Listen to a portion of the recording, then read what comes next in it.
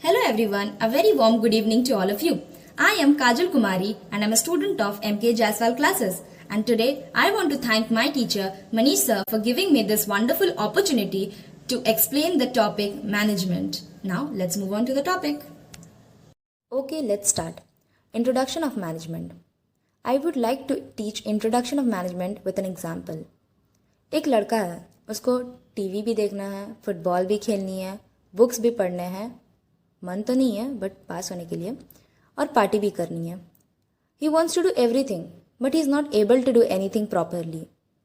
तो उसके एक फ्रेंड ने उसे सजेस्ट किया कि भाई तुम लर्न कर लो management skills. But let me tell you, management skills are in something to be learn but to be applied practically. ये जितनी मैंने ईजिली कहा ये उतना ईजी है नहीं. मैनेजमेंट स्किल्स का मतलब ही होता है आप कैसे अपने टाइम को ऐसे डिवाइड करें कि आप हर चीज़ को टाइम दे सकें. Now come let's see the bookish language of management. Essential for all organization. Management सिर्फ छोटी या बड़ी कंपनी में नहीं बल्कि हर कंपनी में ज़रूरत होती है. Management is required everywhere. Second, managers take all the decision. Manager वो सब डिसीजन लेते हैं as to who will do the task, when they will do the task and what resources they will require. For example, जब हम लोग कोई restaurant जाते हैं तो वहाँ कुछ भी प्रॉब्लम होने पे हम डायरेक्ट मैनेजर को बुलाते हैं, ना कि वेटर को, क्योंकि वेटर के ऊपर मैनेजर है और जो कि उन्हें डायरेक्ट करता है, उन्हें गाइड करता है, उन्हें मॉनिटर करता है. तो मैनेजर्स ही सारे डिसीजन लेते हैं. Now the third point, process of getting things done with the aim of achieving the goal effectively and efficiently. Here I have explained the 3 points. For more clarity, you can refer to your book. Next, I would like to clarify this efficiently and effectively as to here.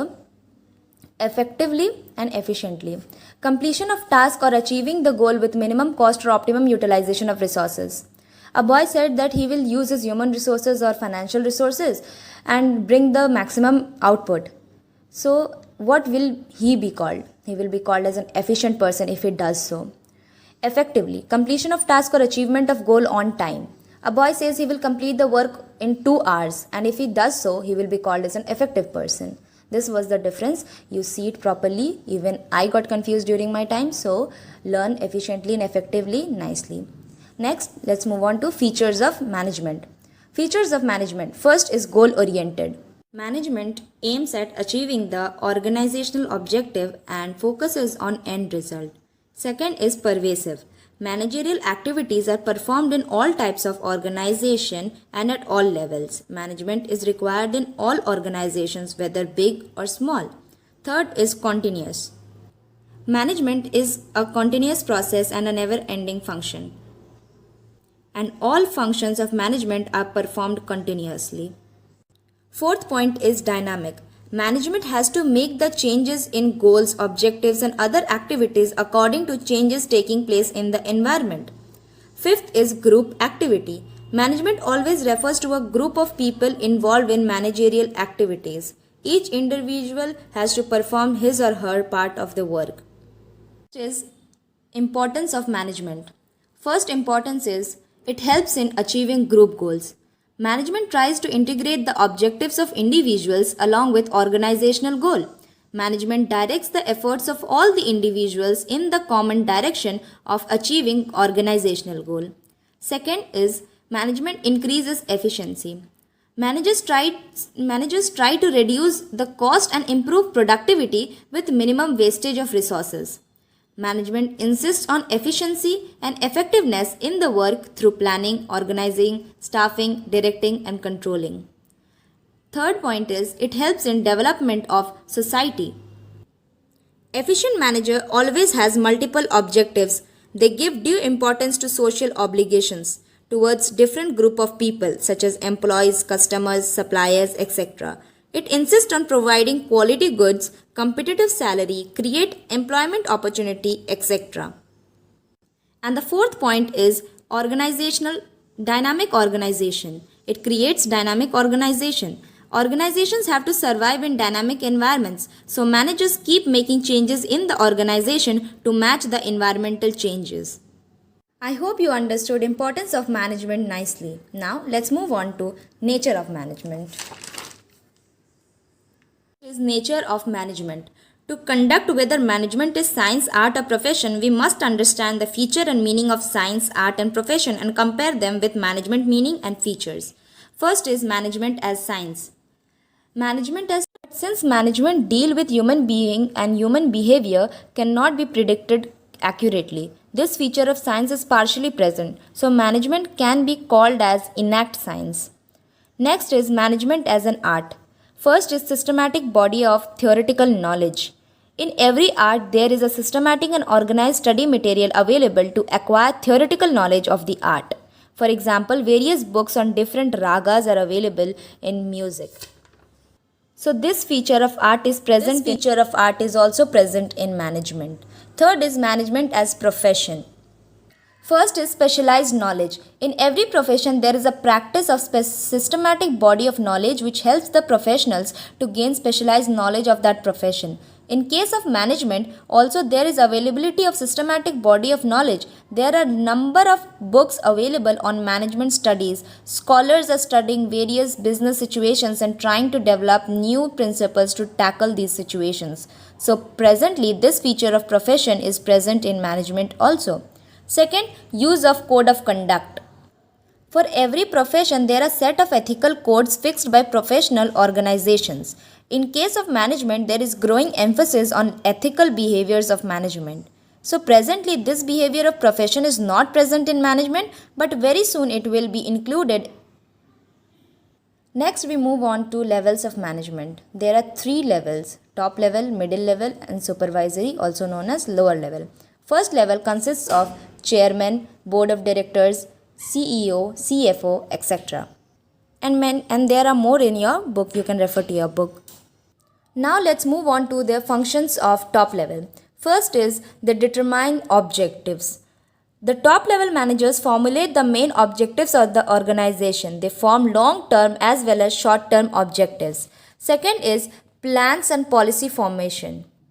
The top level managers also frame the plans and policies to achieve the objectives.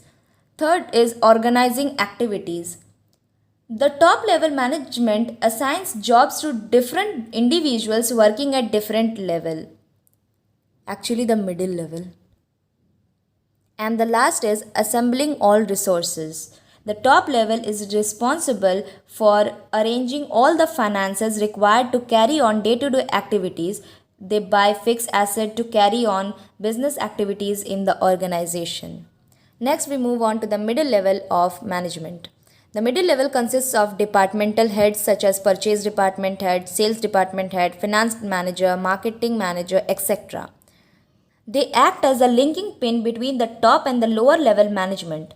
They also exercise the functions of top level for their department as they make plans and policies for their department, organize and collect the resources, etc. The main functions of middle level management are interpretation of policies formed by top level management to lower level. Middle level management acts as linking pin between top level and lower level management. They only explain the main plans and policies framed by the top level management to lower level. Second is organizing the activities. For organizing the activities of their department for executing the plans and policies. Generally, middle level managers are the head of some departments. So they all organize the resources and activities of their department. Third is motivating people to perform their best. The middle level managers offer various incentives to employees so that they get motivated and perform their best. And the last is cooperate with other departments for smooth functioning. Next is lower or supervisory level. It consists of supervisors, superintendent, clerk, etc. The managers in this group actually carry on the work or perform the activities according to the plans of top and middle level management. Their authority is limited. The quality and quantity of output depends upon the efficiency of this level of manager. Next, let's move on to the functions of lower level. Good working condition, safety of workers, maintaining quality standards, boosting the morale of workers. In this, the lower level manager looks after all the needs and the things that the people in this group require so that they can do their work nicely and achieve the organizational goal. The last part of the management, functions of management.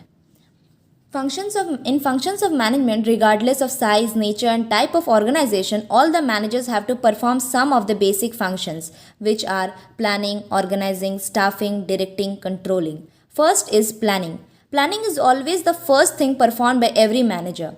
What planning refers to? It refers to deciding in advance what to do, how to do, when to do, and who is going to do it. It bridges the gap between where we stand today and where we want to reach. Second is organizing. After setting up plans, next function of every manager is to organize the activity and establish an organization structure to execute the plan. Setting up organizational structure means deciding the framework of working, how many units and subunits or departments are needed. Third is staffing. Staffing is the third step or function of a manager. It refers to recruiting, selecting, appointing the employees, assigning them duties, maintaining cordial relationship, and taking care of grievances of employees. Fourth is directing. Once the employees are appointed, there is need to instruct them and get the work done. Directing refers to giving directions or instructions to employees by motivating them, supervising them, and communicating with them. Managers act as a leader and guide them to the right direction. Fifth, last is controlling. It is the last function of manager. In this function, managers try to match the actual performance with the planned performance, and if there is no match between both of them, managers try to find out the reason of deviation and suggest corrective measures to come on the path of plan. Controlling functions refer to all the performance and measurements and follow-up actions that keep the actual performance on the path of plan. Rest we will study about this briefly in upcoming chapters. I hope you all understood nicely, and for more clarity you can read your book once or twice and learn them nicely. Thank you.